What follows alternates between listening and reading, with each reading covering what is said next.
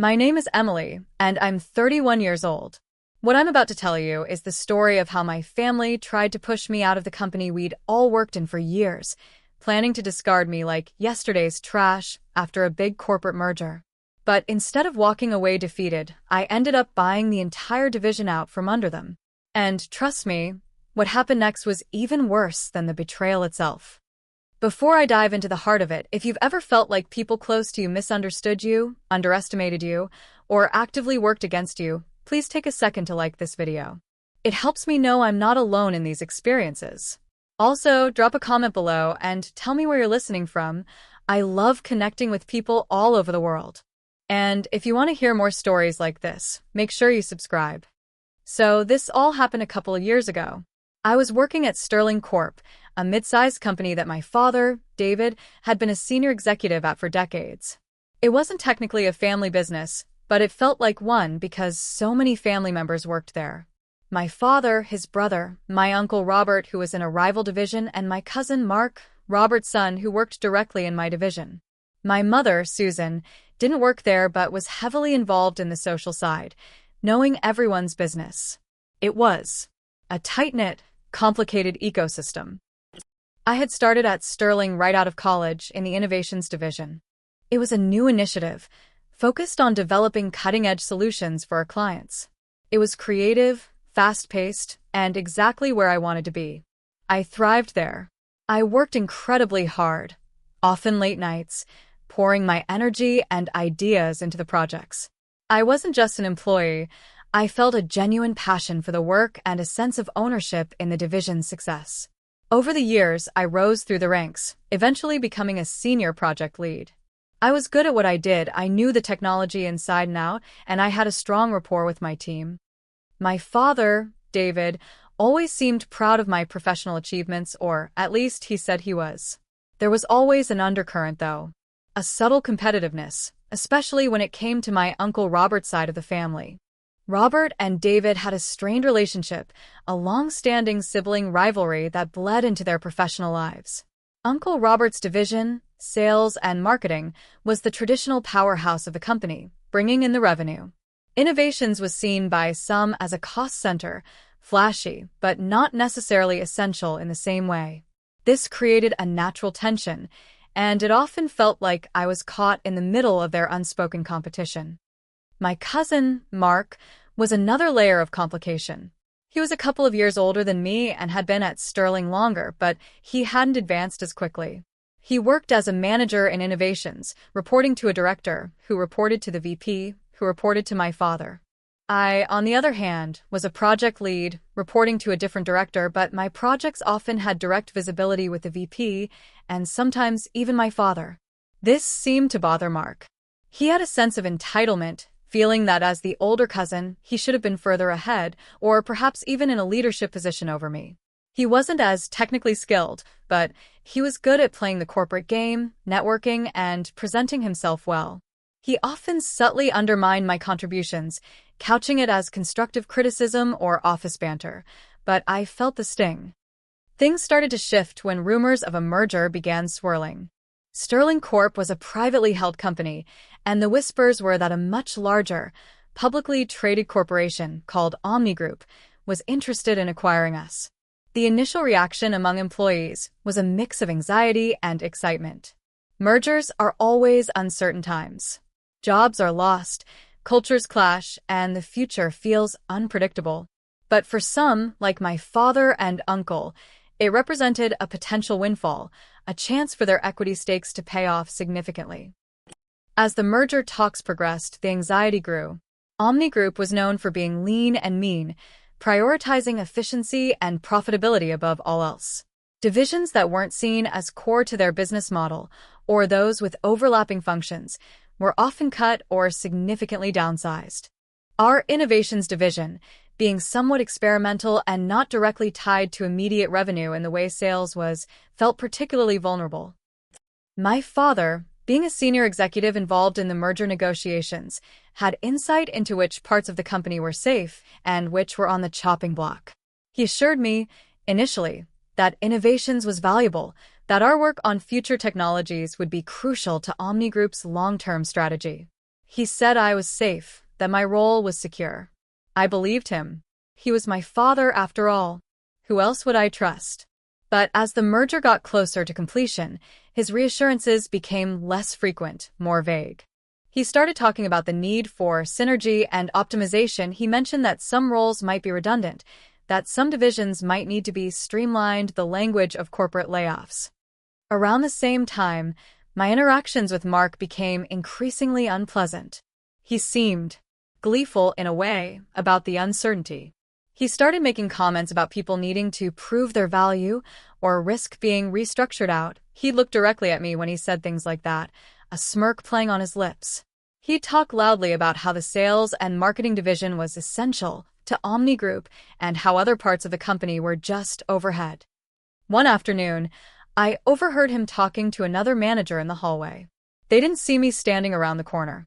Mark was saying, "Yeah, innovations is basically toast. Omni Group just wants the client list and maybe a couple of the patents. They don't need all these bleeding-edge projects. And honestly, some people in that division are just dead weight. They're not bringing in revenue," he laughed. The other manager mumbled something I couldn't hear, and Mark continued, "Let's be real. Someone like Emily? What's her real contribution? She manages projects that might pay off in 5 years. Omni Group is about now. My dad says the focus is going to shift entirely. It's a shame, I guess, for some people, but it's good for the rest of us." My blood ran cold. Dead weight? Not bringing in revenue?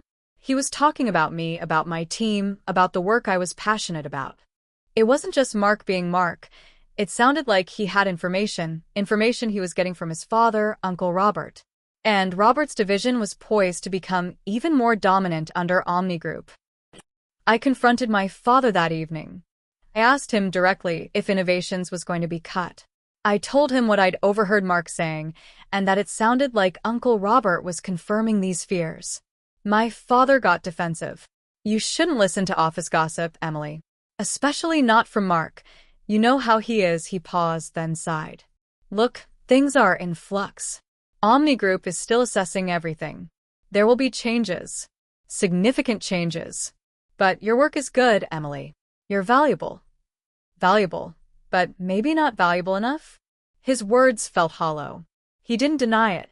He just deflected and offered vague assurances that contradicted everything I was hearing and seeing. The atmosphere in the office was thick with tension. People were scared. Team members I'd worked with for years were starting to update their resumes.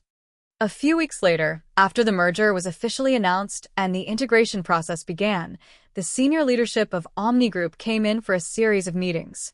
They met with each division head, assessing teams, budgets, and future plans. My father was heavily involved in these meetings, representing Sterling's leadership. Uncle Robert was also prominent, charming the Omni Group executives and highlighting the profitability of sales and marketing. I wasn't privy to the highest-level discussions, but I saw the mood shift. The Omni Group executives spent very little time with the innovations team. They seemed uninterested in our long-term projects, focusing only on anything that could generate immediate revenue or had clear, protected intellectual property. It was clear they saw us as a luxury, not a necessity. Then came the meeting that sealed my fate, or so they thought. I was called into a conference room with my direct director, a woman named Sarah, who seemed just as stressed as I was, and 2 executives from Omni Group. My father was there too, sitting quietly at the table. My heart sank when I saw him. This wasn't a meeting about project plans. This was something else. The Omni Group executive, a stern-faced man named Mr. Henderson, spoke first. He was direct, cold. "Emily," he said, not even making eye contact initially, shuffling papers. "As part of the integration of Sterling Corp into Omni Group, we've had to make some difficult decisions regarding personnel and divisional alignment. The Innovations Division, in its current form, does not align with Omni Group's core business strategy moving forward." My stomach dropped. Sarah looked pale. My father remained impassive.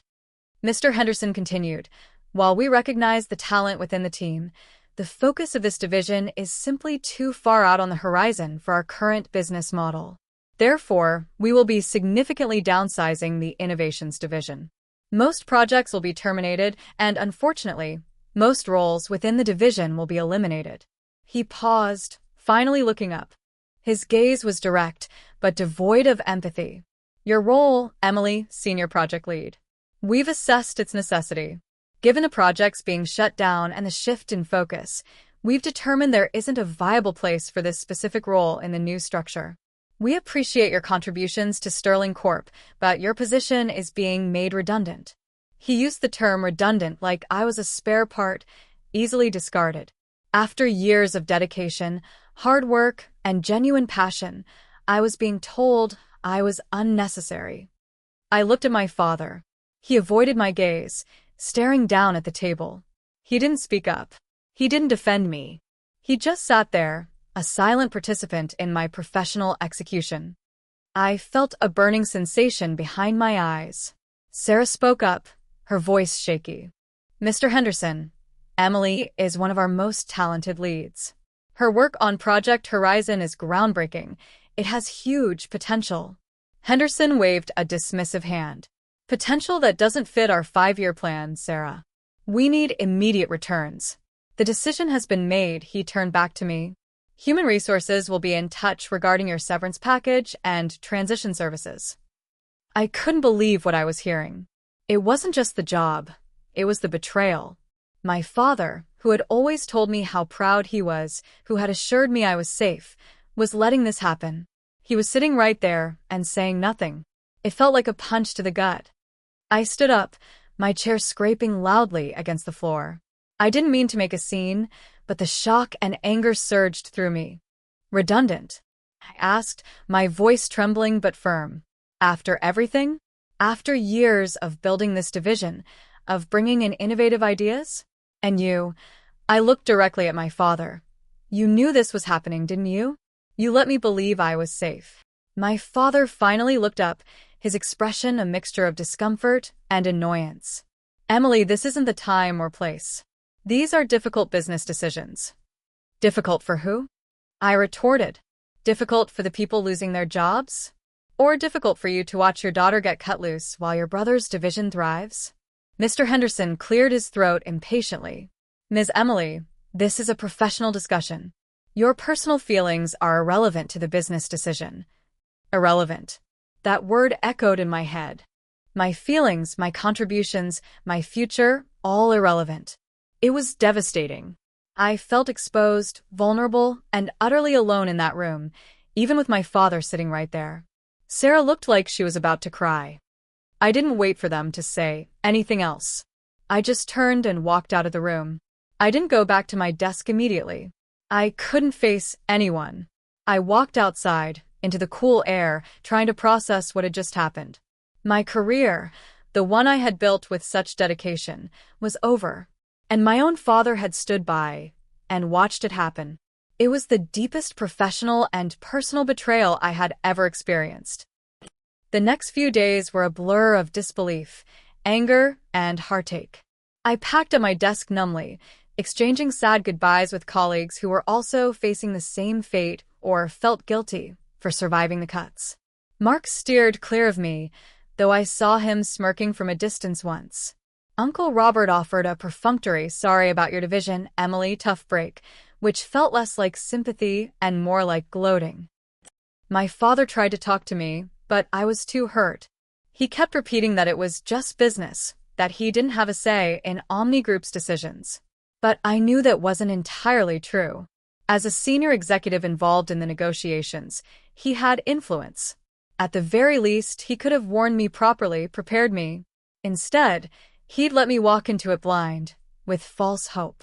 It felt like he prioritized his own position, his relationship with Omni Group, and perhaps even his rivalry with Uncle Robert, over protecting his own daughter. The severance package was generous, typical for post-merger cuts, but it didn't feel like enough to compensate for the years of investment and the emotional damage. I felt lost. What was I going to do? My identity was so tied up in my work at Sterling and Innovations. I spent a week moping, feeling sorry for myself, replaying the scene in the conference room over and over. The word redundant was a constant, stinging reminder. But eventually, the anger started to outweigh the despair. I wasn't redundant. My work had value. My team was talented. It was Omni Group's short-sightedness and my family's politics that had led to this.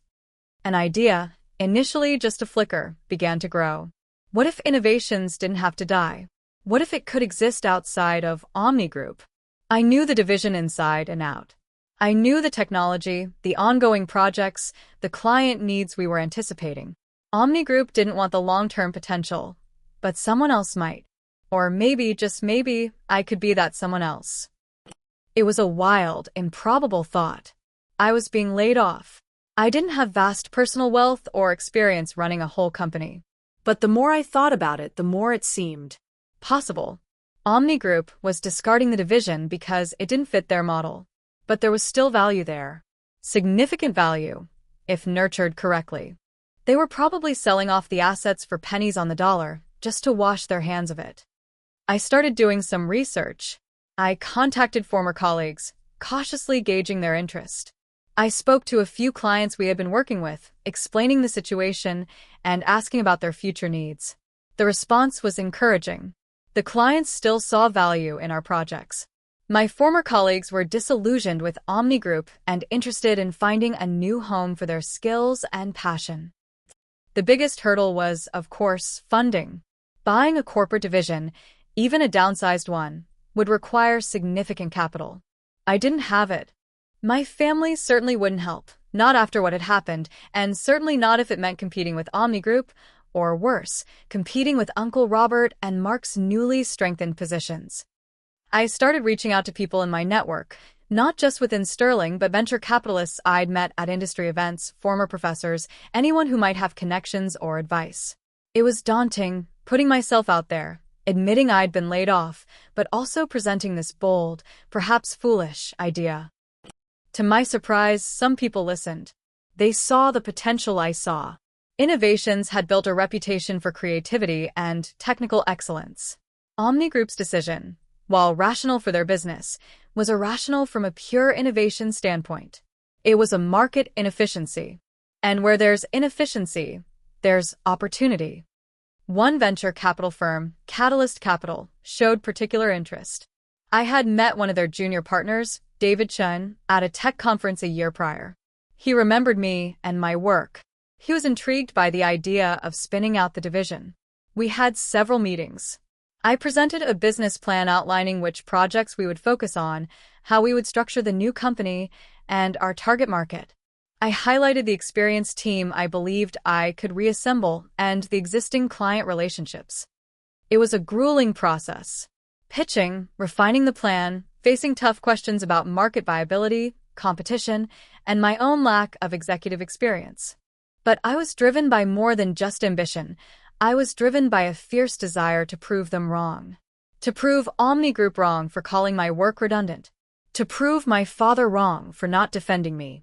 To prove Mark and Robert wrong for thinking they could just sideline me. While this was happening, I had minimal contact with my family. My father sent a few texts, asking if I was doing okay, but they felt hollow. My mother kept asking when I was getting a proper job again, clearly not understanding the depth of what had happened or the effort I was putting into my plan. Mark and Robert were silent, probably assuming I was just another casualty of the merger, drifting off to find a lower-level job somewhere else. They had no idea what I was planning. After weeks of intense work, negotiation, and seemingly endless meetings, Catalyst Capital agreed to fund the buyout. It wasn't a done deal yet. We still had to negotiate with Omni Group to acquire the assets, the technology licenses, and, crucially, the name of the division, or a close variation. Omni Group was surprisingly receptive. For them, it was a chance to offload assets they didn't want, recover some costs, and avoid the messiness of completely shutting down a division and scattering the IP. My knowledge of the division's true value, which Omni Group clearly underestimated, gave me leverage. We negotiated a price that Catalyst Capital deemed reasonable, low enough to offer a high potential return on investment. Signing the papers felt surreal. Emily, the redundant employee, was now the chief executive of a newly formed company, built from the remnants of the division I was fired from. We called the new company Innovate Forward. The announcement was made internally at Omni Group first. I wasn't there, of course, but I heard about the reaction. Apparently, there was shock, disbelief, and quite a bit of chatter. My former colleagues were excited. Many of them reached out immediately, eager to join Innovate Forward. And my family? Oh, their reaction was priceless. My father called me, his voice a mix of shock and something that sounded suspiciously like grudging admiration, quickly masked by concern. Emily, I heard. Is this true? You bought the division? Yes, Dad. It's true, I said, my voice calm, steady. The trembling was gone. But how and why? That division was being shut down. It wasn't viable, he sputtered. It wasn't viable for Omni Group's short-term goals, Dad. But it is for mine. I found investors who believe in the long-term potential, in the team, in the technology we were developing. He was silent for a moment. But this puts you in competition with Sterling, with Omni Group, with Robert and Mark. No, Dad. I corrected him gently. It puts Innovate Forward in the market. If Omni Group sees us as competition, that's their decision. My focus is on building a successful company and doing the work I believe in. His tone shifted then, the forced concern replaced by something colder, more critical. You didn't talk to me about this, Emily. You made such a huge decision without consulting your father. Consult you? I couldn't help the edge that came into my voice. Consult the man who sat there silently while I was told I was redundant? Why would I do that, Dad? You made it clear where your priorities lay. He stammered, trying to justify himself again, talking about business decisions and needing to protect his own position. But it was too late. The hurt was still there, but now it was overlaid with a protective layer of independence and success. I had done this without him, perhaps even despite him. Uncle Robert's reaction was, predictably, pure indignation and suspicion. He called my mother, demanding to know where I got the money and who was really behind this. He was convinced I was some kind of puppet or that I had somehow cheated the system. He couldn't fathom that I, Emily, who had worked below him for years, could orchestrate something like this. He saw it as a direct challenge to his authority and his division's dominance. Mark was even worse. He saw it as a personal insult. He had relished the idea of me being laid off, of me being forced to leave the company where he remained. Now, I was back not just as a peer, but as a CEO, running my own company built on the very foundation they had dismissed. He spread rumors, questioning my competence and the legitimacy of Innovate Forward. He told anyone who would listen that I was doomed to fail. Suddenly, my life became incredibly complicated. I was running a startup which is demanding enough, but I was also navigating the intensely personal dynamics of competing with my own family. Some of my former colleagues who had stayed at Omni Group were put in awkward positions, unsure if they could even talk to me.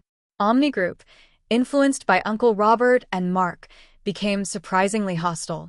They started enforcing non-compete clauses more strictly than they had initially indicated they would, trying to poach back some of my key hires and even subtly discouraging clients from working with us. The struggle for validation intensified. It wasn't enough that I had saved the division. Now I had to make it succeed against active opposition from the very people who were supposed to support me. My father was stuck in the middle, trying to maintain his relationship with me while placating his brother and son, who were furious. His attempts at reconciling often felt superficial, focused more on restoring family harmony on the surface than addressing the underlying hurt and betrayal. My mother, bless her heart, just wanted everyone to get along. She didn't understand the business conflict or the depth of the emotional wounds. She tried to invite me to family dinners where Robert and Mark would be present, genuinely confused when I declined or suggested meeting her separately. She'd say things like, "Can't you just let bygones be bygones? It's family." But it wasn't that simple. Bygones involved being deliberately undermined, discarded, and then actively sabotaged. It wasn't a minor disagreement. It was a fundamental breach of trust and loyalty, particularly for my father. Letting bygones be bygones would have meant rug sweeping serious emotional injuries and allowing toxic behavior to continue. I realized then that setting boundaries was crucial, not just for my business, but for my own sanity and emotional well-being. I couldn't have Robert and Mark's negativity and active opposition infecting my life. I couldn't pretend everything was fine with my father if he wasn't willing to acknowledge his part in the hurt. I started limiting my interactions with them. I would speak to my mother, but I made it clear I wouldn't attend gatherings where Robert and Mark would be. When my father called, I kept the conversation focused on generalities or business, avoiding emotional topics unless he initiated a genuine apology or showed real understanding, which he rarely did. This created more tension within the family. Robert and Mark complained that I was being difficult, and holding a grudge, my father felt caught in the middle, resentful that I wasn't making it easier for him. But I held firm. My priority had to be innovate forward and my own well-being. I was pouring all my energy into making the company a success. We hired back many of my former colleagues, secured new clients, and continued the innovative projects we believed in. It was hard work, incredibly stressful at times, but also incredibly rewarding. Every small victory felt like a triumph, not just for the business, but for me personally. One significant moment came about a year after the buyout. We had completed a major project that had been terminated by Omni Group, and it was generating significant positive buzz in the industry. We secured a large contract based on the success of this project. It was undeniable proof that the work Omni Group had deemed redundant was, in fact, highly valuable. News of this success reached my family, of course. They were still deeply connected to the industry through Omni Group. My father called, and his tone was different this time. There was less defensiveness, more respect. "Emily," he said, "I heard about the Atlas project success. That's really impressive." "Thank you, Dad," I replied. You proved them wrong," he continued, almost reluctantly. "You proved us wrong." It wasn't a full apology, but it was the closest thing I had received to an acknowledgement of the validity of my work and the mistake that had been made. It opened a small door. We talked for a while longer, a more genuine conversation than we'd had in months. He admitted, hesitantly, that perhaps he should have done more, that he felt pressured by Omni Group and Robert. It wasn't a complete absolution, but it was a step towards understanding. My relationship with my father started to slowly mend after that, not back to what it was, but to a new, more honest place. He began to see me less as his daughter who needed protecting and more as a competent professional, a peer in the business world, albeit a competitor. The rivalry with Robert and Mark remained, but it became more of a professional competition than a personal war, at least from my perspective. They still made occasional digs or tried subtle maneuvers, but they couldn't deny our success. I never had a sit-down, dramatic reconciliation with Robert or Mark. It wasn't necessary. Their actions had fundamentally changed the relationships. I accepted that we would likely never be close. We existed in the same professional ecosystem, sometimes interacting at industry events, where I would maintain a polite, professional distance. I no longer craved their approval or validation. My success was my own validation. The process of buying the division, building Innovate Forward, and navigating the fallout with my family was incredibly challenging. There were days I doubted myself, days I was exhausted by the constant pressure and conflict. But it also forced me to step into my power, to trust my own judgment, and to define my own worth, independent of external validation or familial approval. I learned that some relationships, even family ones, can be toxic, and that it's okay to create distance or set firm boundaries to protect yourself. I learned that betrayal hurts, but it can also be a powerful catalyst for change and growth. And I learned that being underestimated can be your greatest advantage, because while others are dismissing you, you can quietly build something incredible. Innovate Forward is thriving today. We're not Omni Group size, but we're profitable, we're growing, and we're doing groundbreaking work. My team is passionate and loyal. I wake up every day excited about what we're building. I still face challenges, of course. That's part of running a business, but they are challenges I chose, challenges that are part of building something I believe in, not challenges imposed on me by others' agendas. Looking back, getting fired was the best thing that ever happened to me. It forced me out of a comfortable, but ultimately vulnerable, position and pushed me to create something entirely my own. It showed me who was truly in my corner and who wasn't. And it gave me the opportunity to build a future on my own terms. Thank you for listening to my story. It's been an emotional journey, and sharing it feels like another step in processing it all. If anything I said resonated with you, if you've ever had to stand up to family members, colleagues, or circumstances that tried to dim your light, please let me know in the comments below. Share your experience. If this story helped you feel a little less alone, please hit that like button. Your support means a lot. And if you want to hear more stories about overcoming challenges, finding your voice, and building a life that's truly yours, don't forget to subscribe to my channel. Remember, your worth isn't defined by others' opinions or actions. You have the power to speak your truth, set your boundaries, and create your own success, even when things seem impossible. Thank you again for being here. I appreciate you.